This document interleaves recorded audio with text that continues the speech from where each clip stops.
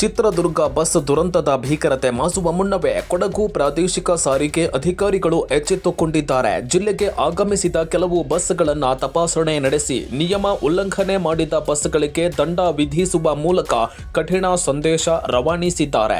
ಚಿತ್ರದುರ್ಗದಲ್ಲಿ ಸಂಭವಿಸಿದ ದುರಂತದಲ್ಲಿ ಅನೇಕ ಮಂದಿ ಸಜೀವ ದಹನ ಆಗಿದ್ದರ ಹಿನ್ನೆಲೆ ಕೊಡಗು ಆರ್ಟಿಒ ಅಧಿಕಾರಿಗಳು ತಕ್ಷಣ ಕಾರ್ಯಪ್ರವೃತ್ತರಾಗಿದ್ದಾರೆ.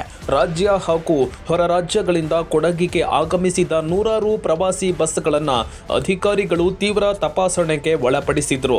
ಬಸ್ಗಳು ಸೂಕ್ತವಾಗಿ ತೆರಿಗೆ ಪಾವತಿ ಮಾಡಿವೆಯಾ, ತುರ್ತು ನಿರ್ಗಮನ ಬಾಗಿಲುಗಳು ಸಮರ್ಪಕವಾಗಿ ಕೆಲಸ ಮಾಡ್ತಾ ಇದೆಯಾ ಮತ್ತು ಸುರಕ್ಷತಾ ಮಾನದಂಡಗಳನ್ನು ಪಾಲಿಸಲಾಗಿದೆಯಾ ಎಂಬುದನ್ನು ಅಧಿಕಾರಿಗಳು ಪರಿಶೀಲಿಸಿದ್ರು.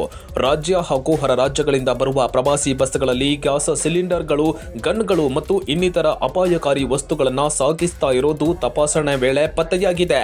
ಅಪಾಯಕಾರಿ ವಸ್ತುಗಳನ್ನು ಸಾಗಿಸುತ್ತಿದ್ದ ಕೇರಳದ 3-4 ಬಸ್ಗಳಿಗೆ ದಂಡ ವಿಧಿಸುವ ಮೂಲಕ ಆರ್ಟಿಒ ಅಧಿಕಾರಿಗಳು ಕಠಿಣ ಕ್ರಮ ಕೈಗೊಂಡಿದ್ದಾರೆ. ಈ ಮೂಲಕ ಪ್ರಯಾಣಿಕರ ಸುರಕ್ಷತೆ ಆದ್ಯತೆ ನೀಡುವಂತೆ ಬಸ್ ಮಾಲೀಕರಿಗೆ ಎಚ್ಚರಿಕೆ ನೀಡಲಾಗಿದೆ.